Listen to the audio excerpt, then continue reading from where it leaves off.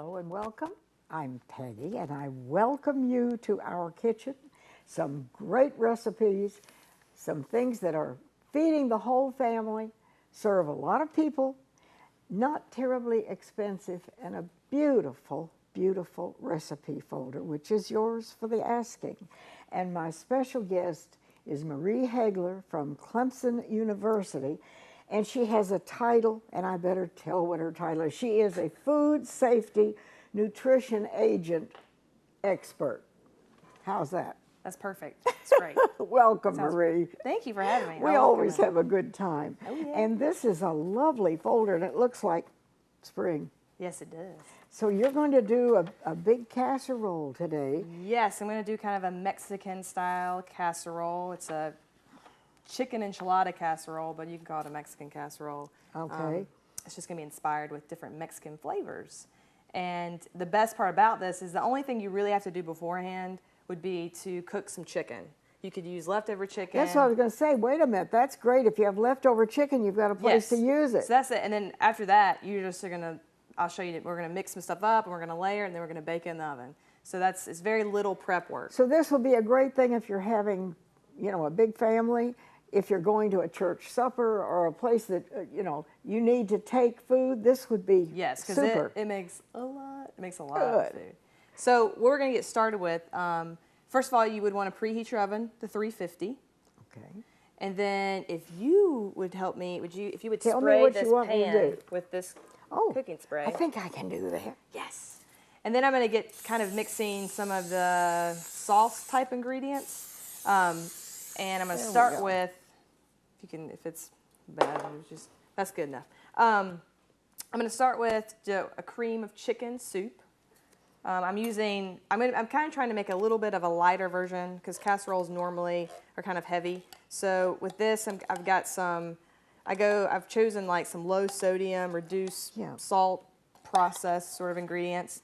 And then I'll show you, I kind of cut back on some things and added some things. Well, that's good, but if you can look for the ingredients and take time to read what you're buying, yes, you can cut down on some salt and some sugar. Yes, because I like to add my own, so I like to kind of get to a base where it's... So that is chicken... Cream of chicken soup. One can. Just one can. And then I've got 1 can of diced tomatoes and green chilies. Ooh. And I got a mild, you can get mild, medium, hot, but I just got a mild. And I'm not draining it, I'm just adding it all in. Put it all in there. And you can get reduced, no salt added, reduced sodium versions.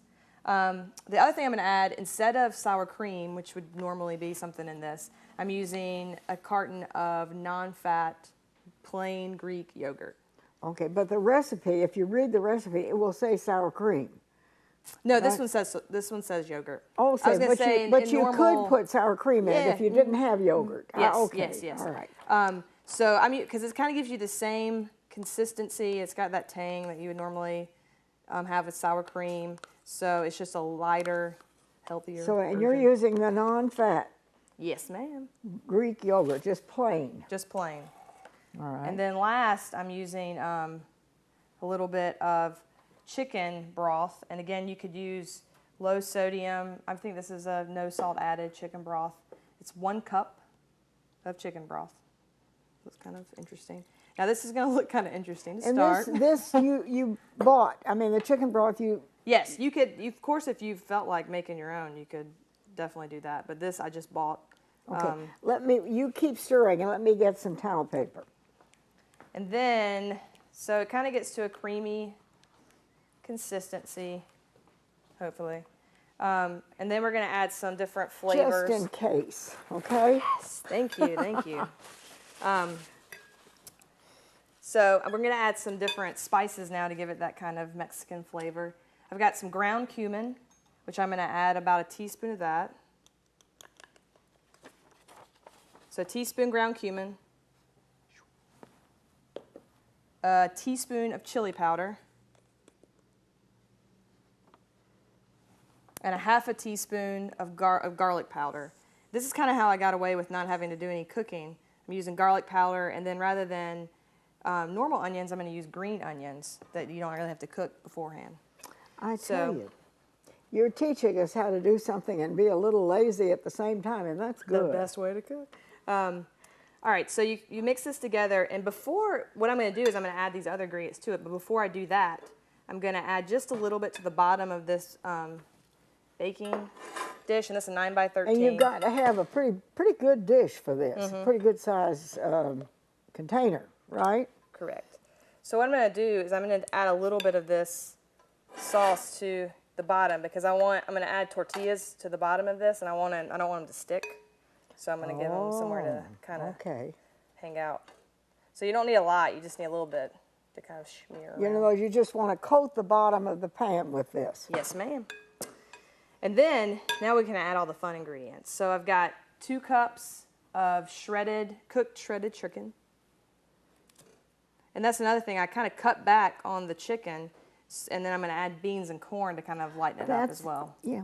And it's you want to save on your food dollar and also be healthy. You can put back on the meat and all that and use beans in your recipes or whatever. And, correct. And it's very good for you. That's right. So this is 1 can of black beans that have been rinsed and drained. All right. And then 1 can of sweet corn kernels that I drained as well. I didn't rinse them, but I just drained them. And you can get reduced fat, no salt added. And you just throw everything together. Throw it in, yep. I'm going to mix this. And then the last thing I'm going to put in here before we start layering our casserole are just some green onions, or scallions. I'm going to slice those up.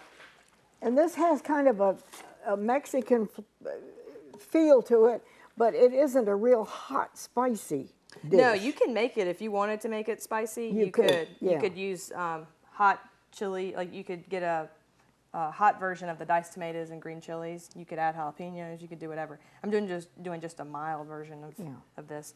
So we've got that. We need a little. We've got your black and yellow and red. So now we need some green. Now here goes the. So I've got some green onions. I'm just gonna slice these up. You can use about 3/4 of a cup, a half cup. Just get a bunch of them. These are what some people call spring onions. Spring is perfect. And onions. I just can't wait. All right, so. So this is, you're only using the. I use the middle part. You're not going to use it all? Do you want me to use it all? No, I'm just asking. What would you? I didn't know. You can use it all if you want. You can use just the middle part of it, which is what I'm using. But just because I'm not going to use a whole, I'm just going to. But if you wanted, you could chop up all of the onion in it. Yes, ma'am. Well, what are you going to do with those onions? I'm going to chop them up. Put them all in there. Let's see. All righty. Because that adds a lot of pizzazz when you put a little onion in something. That's right. We got to have some pizzazz. All right. Now we just mix this up. And see, it's very colorful, very pretty. And now I'm going to start the layering process. All right. I'm going to add this out of the way. So I've got some corn tortillas instead of the normal flour tortilla. You could use flour tortillas. Now why is that? Well, I personally like the flavor of corn tortillas, but also they happen to be lower in fat, lower in sodium, lower in calories. But if you don't like corn tortillas, you can definitely use flour tortillas. And what I'm going to do is just halve them. So this is 12 corn tortillas. Okay. We're going to make 3 layers with it, so I'm just going to cut those in half. And then I'm just going to start layering this up. So you're going to use about 8 per layer. And you can kind of... This would be a great dish to take to a family gathering or a church supper or what, because it feeds a lot of people. Not terribly expensive to make, not difficult to make. No, ma'am. Now then you do this in layers. Yes, totally. I'm gonna move this to this spot so I can get a better grip on it. All right, so I'm going to add about 1/3 of a cup or 1/3 of this chicken mixture to the How many people would this serve? At least, what, 8? A good number. I would say at least 8. I mean, Depending you could upon, probably, you know, what else you have. But if you had a big salad, you'd have a meal for quite a few people. yes. Yeah, I mean, it's a lot. It will feed a lot of people. That's nice. And it it's doesn't colorful, have to be, yeah, it doesn't have to be perfect because it's all going to bake together. And then I've got a little bit of, the next layer I'm going to put is just some grated cheese. This is a Mexican cheese blend. Okay, so you have several different kinds of cheese. Yeah, it's like in Monterey Jack and cheddar and maybe mozzarella. I'm not sure what blend. And you can get, you know, reduced fat. But what I did, I just kind of cut back the amount that you would normally use. You might use like 4 cups, and I'm going to use about 2 cups. Yeah, but I mean, depending upon, you know, if you're trying to lose weight, if you're trying to watch, then you can cut back. Otherwise, go for it. Yeah, otherwise you just put as much cheese as your little heart desires. A lot of people like a lot of cheese, and some people don't.